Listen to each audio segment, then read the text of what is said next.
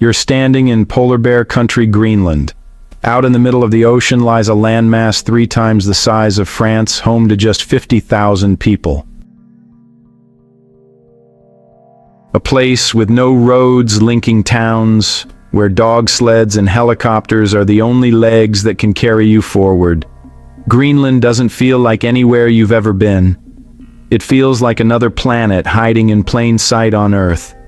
So, let's step beyond the edge of the map and into a world where nature is still the undisputed ruler. Heat. Heat. Often called the Northern Hemisphere's frozen heart, the Greenland ice sheet is a colossal ice kingdom that influences the planet's climate rhythm. Spreading across nearly 1.7 million square kilometers, it isn't just a barren wasteland.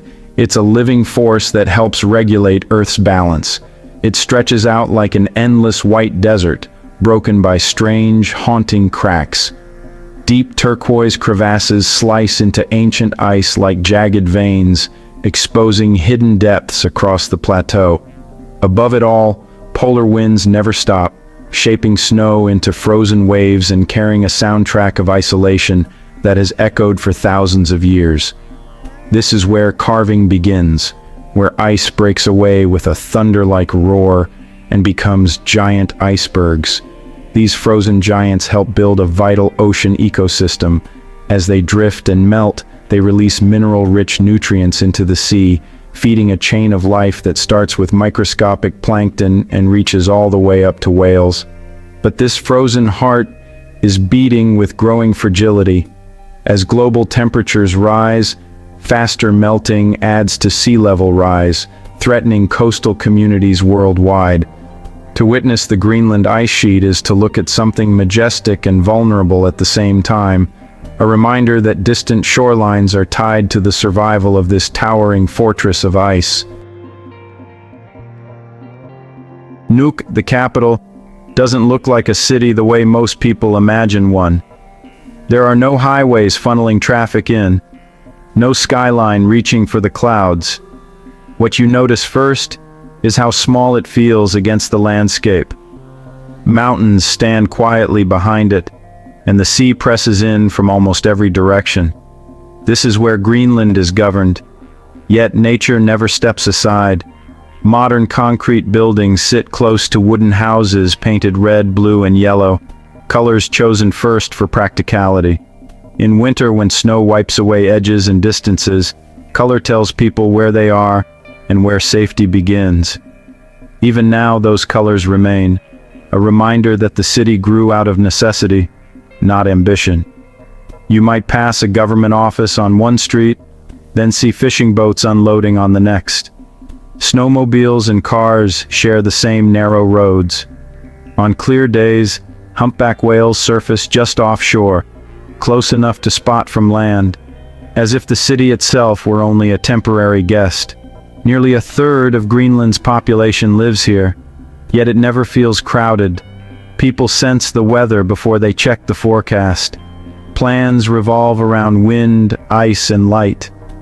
In winter, darkness stretches long, and the city glows under street lamps and kitchen windows. In summer, the sun refuses to set, and time starts to feel different. The National Museum of Greenland doesn't impress you with size or spectacle. Its power is quieter. Its most famous artifacts, the Kujalleq's mummies, were preserved naturally. 3 women and a child, laid side by side, sealed by cold. They offer an intimate window into the island's story, reaching back thousands of years. Their faces aren't frozen in drama, they're calm. Fur clothing still holds its shape. Stitching still visible. Every detail suggests preparation for people who weren't expecting rescue or recognition. Only the cold, the darkness, and whatever came next. 5 centuries later, the Arctic kept its promise. Skin, hair, tools, even the expression on a face remains. A silent record of life in an early Inuit world. Outside, Nuuk keeps moving. Phones, traffic, schedules. Inside, a different rhythm holds. Tradition, survival, and identity preserved in stillness. Kujalleq feels like a place made for passing through, you know? Natural Threshold serves as Greenland's main gateway, thanks to the region's largest international airport. Once a U.S. military base during the Cold War, it was built for strategic purposes, and that legacy still shows. Most travelers move through quickly, unaware that it is one of the few places where you can reach the Greenland ice sheet by road. Set deep inland at the end of a 170-kilometer fjord, Kujalleq experiences a more stable continental climate than the coast, with clear skies that often make it a prime spot for viewing the northern lights. The surrounding area is also musk ox territory. Kujalleq doesn't charm visitors into exploration, it simply makes exploration possible, then steps aside, a silent reminder that Greenland's interior is not scenery. It is a presence, indifferent to conquest. The road ends quietly at 660. There is no welcome sign, no barrier between land and ice. One moment you're on gravel and rock, the next, everything turns white, stretching to the horizon. The ice beneath your feet is older than any settlement on the island.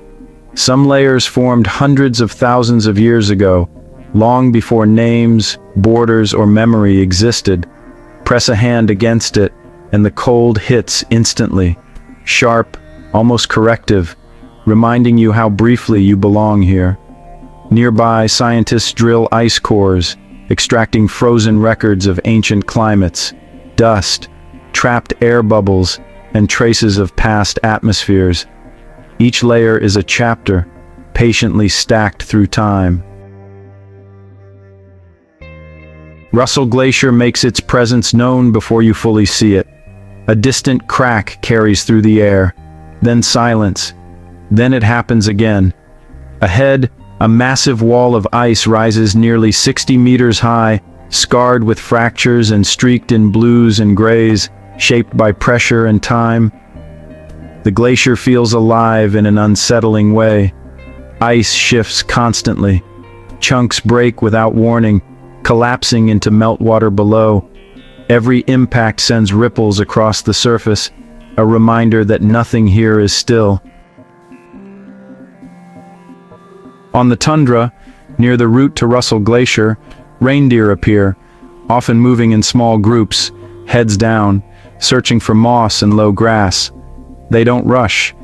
Every step seems designed to save energy, as if they know Greenland's summer never lasts long. More elusive are Arctic foxes. They appear suddenly, then vanish just as fast. In summer, their fur blends into the rocks and dry ground in gray-brown tones. When winter arrives, it turns pure white, an almost perfect disguise against snow and ice. Wildlife here does not stand out as a highlight. It belongs to the landscape, moving alongside the ice, adapting with the seasons, living in a world where silence usually prevails. As Greenland's second-largest city, Sermeq has learned to grow without losing itself. Modern apartments and workshops stand beside older wooden houses, not as contrast, but as continuity. For a long time, Sermeq has been a hub of movement and skill. Fishing remains central, not as a symbol, but as daily work that feeds families and shapes routines. Snowmobiles line up beside boats at the harbor, depending on the season. What changes with the weather isn't the rhythm of life, it's the tools used to sustain it. Unlike many settlements, Sermeq is connected by road, one of the few places where roots truly extend outward. The town does not present itself as a crossroads between past and future. It moves forward while carrying its history with ease, proving that modern life in Greenland does not require abandoning the values that made survival possible. Ilulissat lives on the edge of constant motion. Icebergs drift past its coastline day and night, some taller than buildings, others polished smooth by time and water. Houses cluster along the shore, painted in muted colors that stand out against snow and ice. There are no roads connecting Ilulissat to other towns. Travel happens by boat, by air, or not at all. Daily routines bend around light and weather. In summer, the sun barely sets, stretching time until sleep feels optional. In winter, darkness closes in, and windows glow softly against the cold. People move carefully, conserving energy and respecting the conditions. Tourists come to photograph the nearby ice, often stunned by its scale. Locals pass with grocery bags, children trailing behind, unmoved by what others call extraordinary. Fishing remains central. Work continues. Life goes on. Ilulissat is Greenland's most visited town, yet it never performs. It lets you observe but does not reshape itself. Here, ice defines the horizon, silence fills the gaps between sounds, and the absence of roads feels less like a limitation and more like an unquestioned decision. Sermeq Kujalleq, also known as Jakobshavn Glacier, is not just a geographic feature, it is one of the most powerful moving forces on the island. It is widely recognized as one of the fastest flowing glaciers in the world, advancing toward the sea at an average of around 40 meters per day. That constant movement pushes enormous volumes of ice, making it one of the main sources of icebergs in the northern hemisphere. In fact, it produces a significant share of Greenland's iceberg output. Calving here happens on a frightening scale. Massive slabs break away from the glacier's front, sometimes as tall as high-rise buildings. When they crash into the water, the impact can register on seismographs far away. The area is part of a UNESCO World Heritage Site, recognized not only for its visual beauty, but also for its importance in climate research.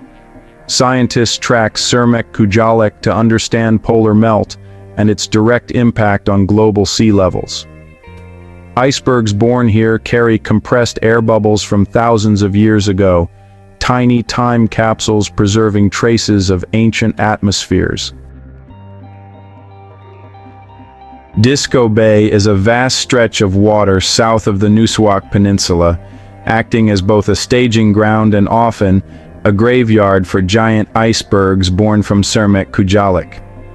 Because parts of the bay are relatively shallow, these frozen giants can get stuck, forming a silent maze of ice. The shapes vary wildly, fortress-like blocks, jagged spires, and strange domes carved by wind and water. Ice shifts from bright white in sunlight to deep blue where it has been compressed over time. When summer arrives, Disco Bay comes alive. Humpback whales migrate in from warmer southern waters, drawn by abundant food, krill and small fish carried by currents.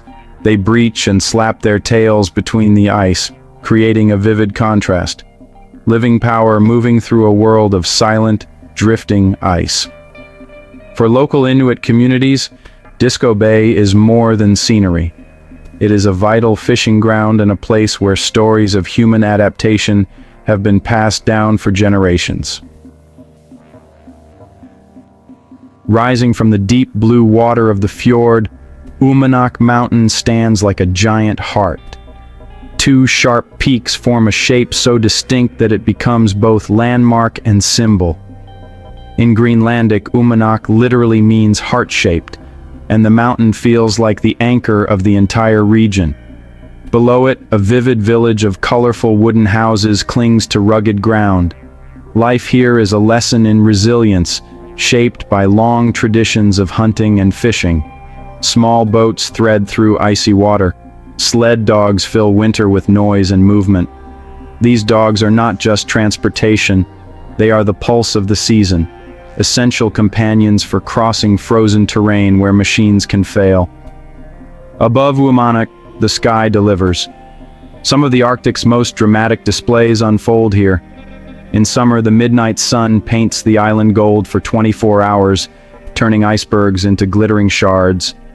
In midwinter, the northern lights flare overhead, green and violet ribbons dancing above the heart-shaped peak, casting an unreal glow across frozen waters. This is where Arctic harshness meets human warmth, an icebound sanctuary where nature's heart feels unmistakably alive. About 80 kilometers north of Ilulissat, Echeglacia is honestly one of Greenland's most striking places to witness calving up close, at a distance that still feels, well, uncomfortably real. Nicknamed the Carving Glacier, Ichi's ice front stretches roughly 5 kilometers, with walls often towering 100 to 200 meters high. The glacier breaks often. Every few minutes, sharp cracks like cannon fire echo from deep within the ice, warning that another collapse is coming. When tons of ice slam into the fjord, it can produce small tsunami-like waves that roll outward, strong enough to rock boats waiting at a safe distance. The glacier surface is webbed with open crevasses, some so deep they swallow light. Each collapse reveals fresh ice, torn from the mass behind it. What falls today may have been forming for thousands of years, compressed slowly under snowfall no one remembers. The oxygen-rich waters in front of Iki attract seabirds, and if you're lucky, you might spot seals resting on floating ice, calm, almost like visitors enjoying the few comforts this place allows. Qaqortoq, the largest town in southern Greenland, appears like a carefully arranged scene of bright wooden houses stacked along steep rock above the harbor. But the town's true spirit isn't in its buildings. It's carved into the island's ancient foundation through a unique project called Stone and Man. Launched in the early 1990s by local artist Aka Herc, the project turned Qaqortoq into a permanent outdoor sculpture museum. Instead of placing statues into space, more than 18 artists from across the Nordic world carved directly into granite boulders and natural rock faces scattered throughout the town. Walking Qaqortoq becomes a quiet treasure hunt.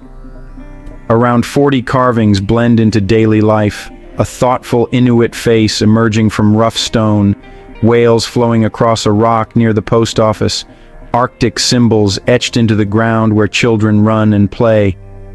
Granite here is hard and unforgiving, forcing artists to work patiently to bring softness out of the roughest material. Art in Qaqortoq doesn't sit apart from nature. It rises from the earth, weathers salt, wind and snow, and reflects a deep bond between human imagination and the geology beneath it. In a green valley overlooking a fjord, the Valsøy church ruins are Greenland's best-preserved medieval Norse site. Built around the 14th century by Viking settlers from Iceland, the church has long lost its roof and interior. Yet its thick granite walls, about 1.5 meters wide, still stand after more than 600 years of Arctic weather. The construction is remarkable. Massive stones were fitted tightly together with little or no mortar, creating a structure that has endured far beyond its builders. Arched windows and the main entrance still frame views of blue water, hinting at a time when Catholic Europe and northern exploration reached even here. Valsøy Church is tied to one of history's great mysteries, the disappearance of the Norse Greenlanders.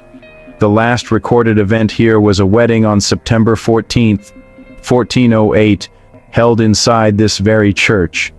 After that, written traces fade. By the mid-15th century, the Norse settlements of southern Greenland were empty. Theories abound: a cooling climate during the Little Ice Age, collapsing trade routes, depleted resources, overgrazing, and growing isolation. The stones don't confirm any one answer. They simply remain standing evidence of a community that vanished. Not far from Viking ruins, Kujalleq feels like a beautiful contradiction. This is one of Greenland's most picturesque settlements, tucked at the end of a fjord where the soil is surprisingly fertile. Kujalleq sits on the site of Gardar, once a Norse bishopric and a religious and political center.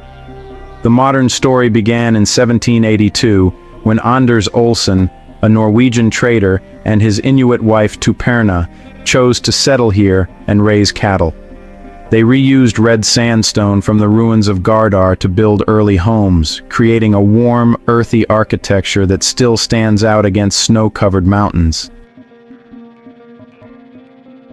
Today, Kujalleq is a small farming village, home to only a few dozen people, centered on sheep.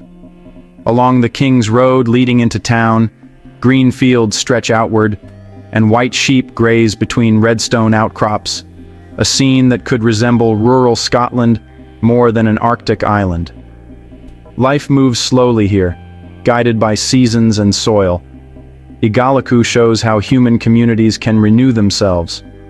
On the remains of a lost Viking world, another community grew, learning to live with the land as shared ground, keeping a pocket of green alive in one of the harshest places on Earth.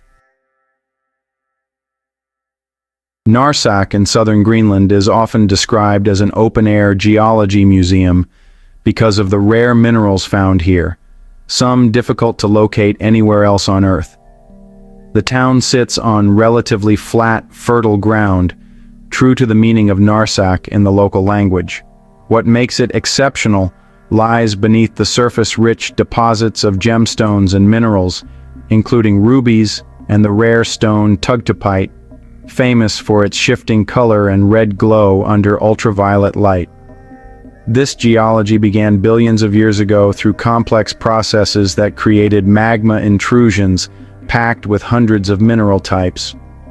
Narsaq draws scientists and mineral seekers alike, but it's also an important farming area. The climate is relatively mild, and mineral-rich soil supports sheep and cattle farms, creating a striking contrast between green pasture land and blue icebergs drifting offshore. With colorful wooden houses along the fjord, Narsaq feels like a place where value isn't only on the surface.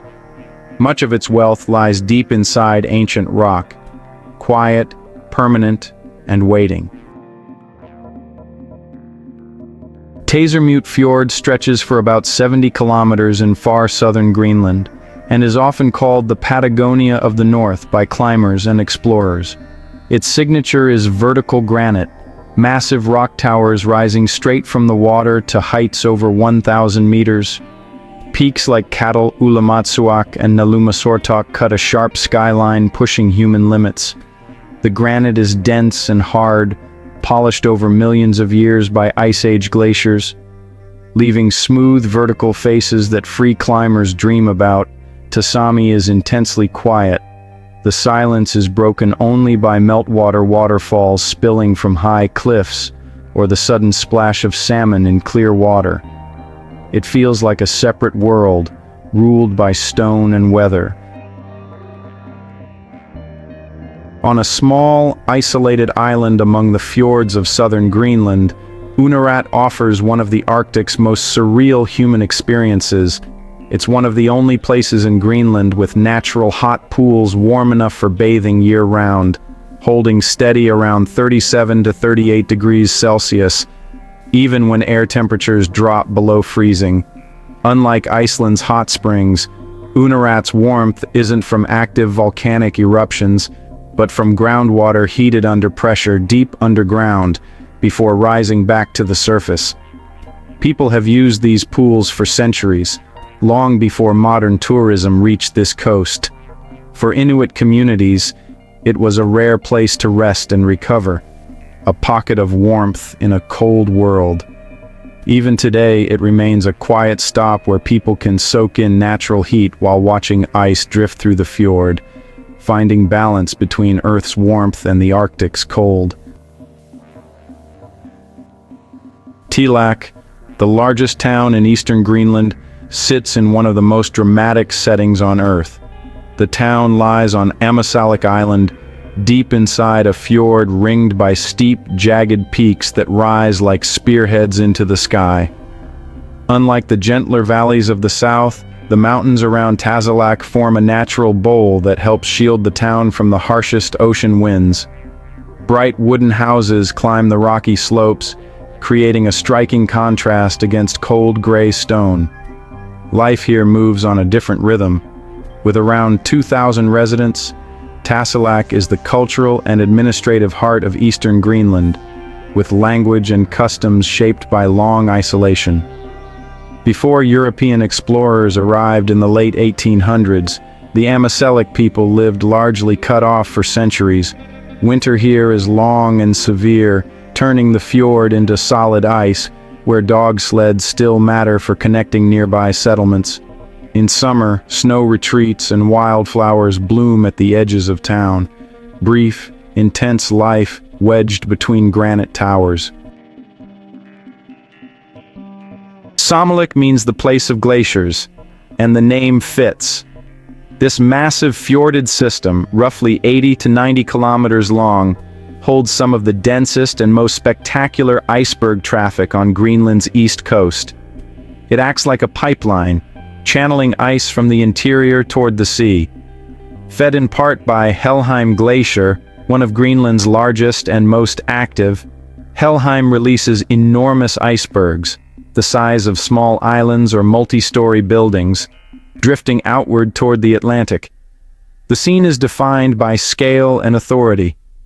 The fjorded surface can be filled with dense fragments of ice and towering bergs glowing deep blue, ice compressed over thousands of years. Wildlife follows the ice, seals resting on floating platforms, gulls circling overhead, alert to movement below. For scientists, Sermeq is a living field site for studying how warming oceans influence glacial melt. For anyone who reaches it by boat or helicopter, it feels like a white avenue where geologic time and moving water collide. Strange, silent, and immense. Perched near the entrance to Scoresby Sund, Inuit is one of the most remote and isolated settlements on the map. It sits on Greenland's east coast, separated from Iceland by a wide stretch of sea. For most of the year, the coast is nearly inaccessible by ship because of dense sea ice. With roughly 350 residents, Inuit feels like a small island of life amid gray tundra and massive icebound mountains. The only way in is by helicopter from Nunarit Inart Airport, or by boat during a brief summer window when the sea opens. What defines it is its people. This is still home to Inuit hunters who maintain a way of life practiced for millennia. While many Greenlandic towns have shifted towards services and tourism, residents here still rely heavily on hunting seals, narwhals, and, under strict quotas, polar bears for food and materials. Hunting isn't recreation here, it's survival, carried out with deep respect for nature's rules and legal limits. Dog sleds remain essential work tools, and the sound of barking teams carries through town more than engines ever do. Bright red, orange, and blue houses stand out against the snow, small signals of warmth in an unforgiving world. Inuit is where the line between modern life and ancient survival grows thin, the kind of place that proves human existence itself can be a hard-won victory. Scoresby Sund, on Greenland's east coast, is the largest and deepest fjord system on the planet. Its branching structure reaches more than 350 kilometers inland like the roots of an enormous tree, a true maze of vertical cliffs and ice-filled water. At its deepest, it drops to around 1,500 meters below sea level, holding an immense volume of water and drifting ice. The geology is a show of Earth's long history: dark basalt cliffs to the south, layered sedimentary mountains with vivid bands of color to the north. Black rock, white snow, and deep blue water combine into a landscape that feels severe and perfectly still. Scoresby Sund collects countless icebergs of every size and shape, released from glaciers draining the interior ice. Many become trapped in narrow channels or drift slowly with currents, turning the fjord into a shifting desert of ice that changes from day to day. Along the thin strips of tundra near the coast, Arctic life persists. Muskox, reindeer, seabirds adapted to short summers and long cold. The silence is often broken by the echo of ice collapsing from cliffs or winds screaming through deep valleys. For explorers, Scoresby Sund represents the extreme edge of Earth's scale, space and distance pushed beyond modern expectations. Sermeq, also known as Thule, lies in northwest Greenland, among the northernmost inhabited places on Earth. Above 77 degrees north, it experiences nature's extremes, months of polar night, then a summer of midnight sun. Sermeq feels like a human outpost set against barren tundra and a frozen ocean. Its modern settlement history includes upheaval. Inuit families were relocated in 1953 to make room for a military base, shaping a close-knit community with deep Arctic identity. Here, Greenland sled dogs aren't just working animals. They are the only legs capable of carrying hunters across frozen fjords to reach food. This ancient breed is tough, enduring, and built to handle brutal cold. Each dog knows its place in the team. Hierarchy keeps order. Endurance keeps everyone alive. The bond between hunters and dogs grows from daily care and shared risk. Cold. Machines fail. Dogs keep moving. Greenland also protects the breed. In parts of the north and east, other dog breeds are restricted to preserve the sled dog's purity and survival instincts. The sound of paws pounding snow and runners sliding over ice becomes the signature sound of Kujalleq.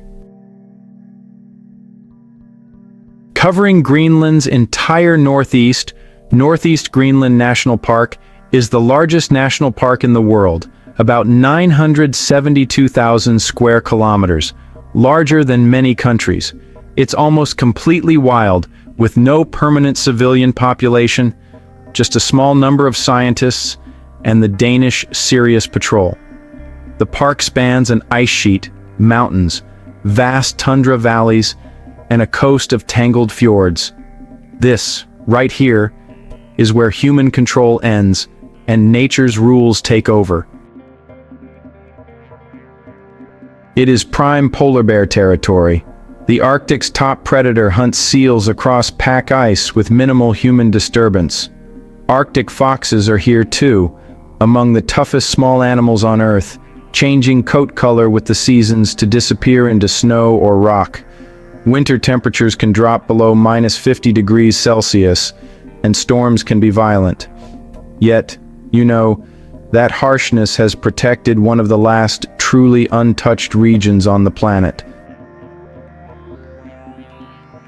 This park isn't just a reserve, it's a time capsule, holding an Ice Age world in place where silence and scale create a kind of authority that reminds us there are still places on Earth where humans will always be visitors.